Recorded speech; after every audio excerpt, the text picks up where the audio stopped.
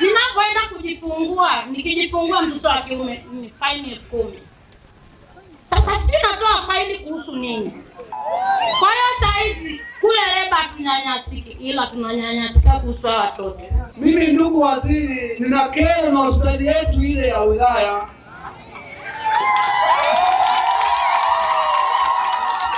Na sielewi ile hospitali ya wilaya ni kituo cha afya au ni hospitali ya wilaya. Kwa sababu nazungumzia hivi ndugu waziri mkuu, hatuna kipimo cha typhoid hospitali ya wilaya. Ukienda kwa Switi ambaye ana duka lake la binafsi ana kipimo cha typhoid. Hivi inakuja kweli?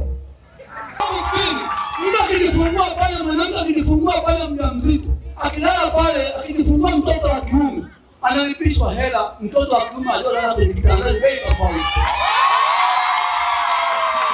Mwanamke akijifungua mtoto wa kike analipa hela, analipa kitanda tofauti na bei na mtoto wa kiume. Nataka utuambie ndugu waziri, kama ni kituo cha mtu binafsi, mtuambie. Kama ni hospitali ya wilaya, mtuambie.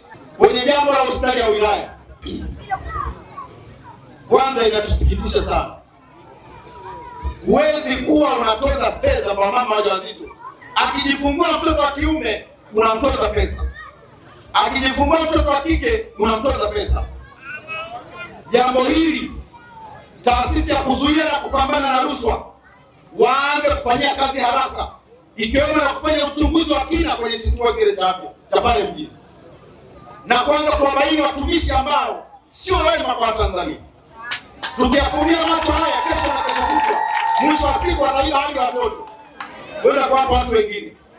Sasa lazima tuhakikishe kwamba wananchi ambao wanakwenda pale hospitali ya wilaya, kama mtu atatoza shilingi 10,000, 20,000, hayo ni makosa kama makosa mengine. Mimi nasema ni marufuku kuwatoza wananchi shilingi 10,000 wala shilingi 20,000, na watoto chini ya miaka 5 wanatibiwa bure.